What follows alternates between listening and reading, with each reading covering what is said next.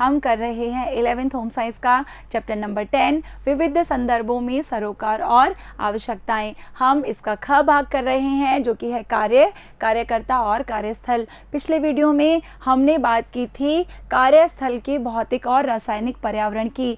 आज के वीडियो में हम बात करेंगे इसके सेकंड पॉइंट की जो कि है कार्य धरातल यानी कि वर्क सरफेस। तो आइए शुरू करते हैं हमारा चैप्टर।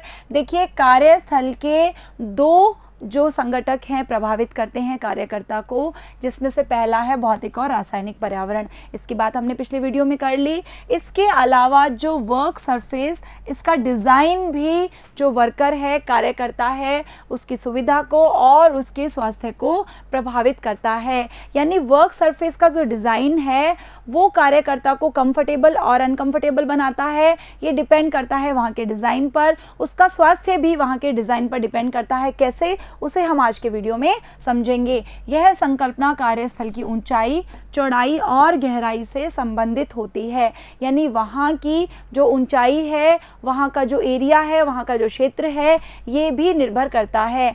उपयुक्त भंडारण डिज़ाइन यानी कि स्टोरेज डिज़ाइन और उपकरण डिज़ाइन भी महत्वपूर्ण कारक है जो कार्य धरातल के डिज़ाइन को प्रभावित करते हैं। इसे हम एक छोटे से एग्जाम्पल से समझ लेते हैं।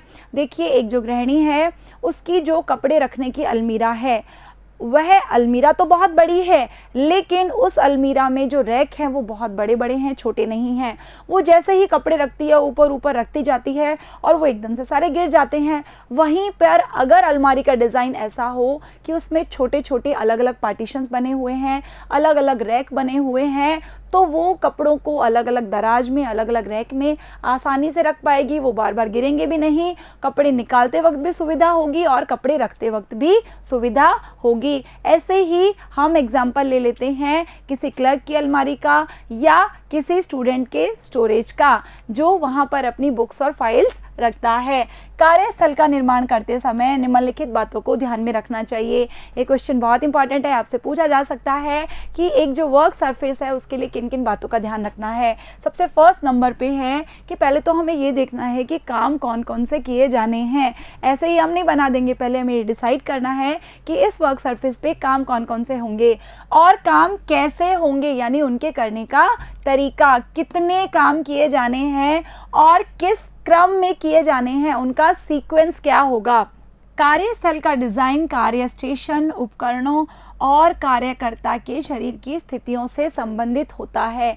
यानी वहाँ किस तरह के उपकरणों का प्रयोग करना है और किस तरह का कार्य है और जो कार्य करता है, जो व्यक्ति कार्य कर रहा है, उसके शरीर की स्थिति कैसे है, ये सारी बातें इससे संबंधित होती है। कोई व्यक्ति हैंडीकैप है तो उसके लिए अलग स्थितियाँ होंगी, कोई व्यक्ति बीमार है उसके लिए अलग स्थिति होगी। यदि कार्यस्थल का डिज़ाइन समुचित होगा यानी कि जैसी आवश्यकता है उसके हिसाब से होगा तो व्यक्ति की निश्चल स्थिर क्रियाओं, बार बार हिलने डुलने से और अनुपयुक्त स्थिति से बचा जा सकता है और इस प्रकार कार्य की गुणवत्ता में सुधार लाया जा सकता है। इसे हम एक छोटे से एग्जाम्पल से समझ लेते हैं।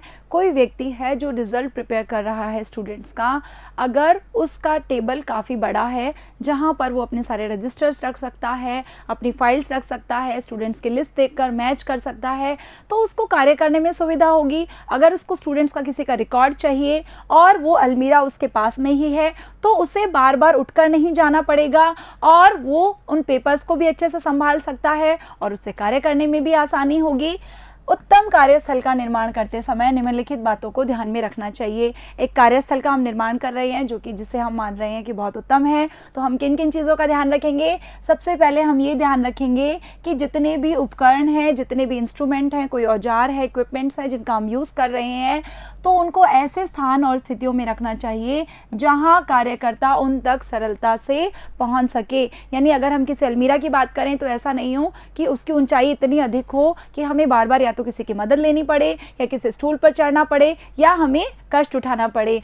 इसे हम एक छोटे से एग्जाम्पल से और समझ लेते हैं कि हमारी जो रसोई है, किचन है, वहाँ पर अलग अलग व्यवस्था है। एक तरफ तो हम धुले हुए बर्तन रखते हैं और एक तरफ जो गंदे या जूठे या प्रयोग किए हुए बर्तन हैं उन्हें रख रहे हैं। तो गृहिणी के लिए काम और अधिक आसान हो जाता है। और अगर जो गृहिणी वहाँ पर बर्तन धो रही है तो बर्तन धोने का जो भी सामान है, कोई साबुन है या लिक्विड है, वो उसकी पहुँच में है, तो काम भी ईजिली और कम समय में हो जाता है। वहीं से उसने जूठे बर्तन उठाए, धोए और वहीं पर वो लिक्विड है। इतना ही नहीं, वो रैक भी पास में ही है जहाँ बर्तनों को सुखाने के लिए रखना है। तो काम इजीली हो रहा है, कम एनर्जी में हो रहा है और कम समय में हो रहा है। उसके बाद सेकंड नंबर पे है भारी कार्य की अपेक्षा जिस कार्य में विस्तार की ज़रूरत हो उसका कार्य स्लैब थोड़ा नीचा होना चाहिए। यानी कि कुछ कार्य ऐसे होते हैं जो अधिक टाइम लेते हैं, हैवी वर्क्स जिन्हें हम कह रहे हैं, तो उनका जो कार्य स्लैब है वो थोड़ा सा अपेक्षाकृत नीचा होना चाहिए।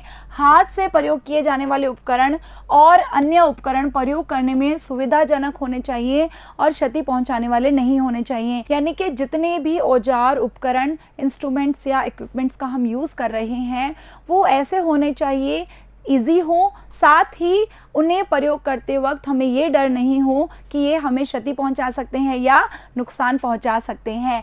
फोर्थ नंबर पे है काम करते समय कार्यकर्ता को लंबी अवधि तक कष्टदायी स्थिति में नहीं रहना चाहिए, जैसे बार बार उठना या बहुत देर तक झुकना। यानी बहुत सारे काम ऐसे होते हैं जिनमें हमें बार बार उठना और बार बार बैठना पड़ता है या लंबे समय तक झुके रहना पड़ता है। ऐसी स्थिति में हमारे शरीर में दर्द हो जाता है, मांसपेशियों में खिंचाव आ सकता है, हम कमर दर्द के भी शिकार हो जाते हैं। किए जाने वाले अधिकांश कामों के लिए कार्यकर्ता के पास अपना कार्यस्थल चुनने का विकल्प नहीं होता है। देखिए, ऐसा नहीं है कि हम हर जगह पर जो वर्क प्लेस है उसे अपने हिसाब से डिज़ाइन करें या हम खुद चुनें कि हमारा वर्क प्लेस कैसा हो, लेकिन फिर भी उसे अपनी ज़रूरत और अपेक्षा के अनुसार डिज़ाइन हम कर सकते हैं।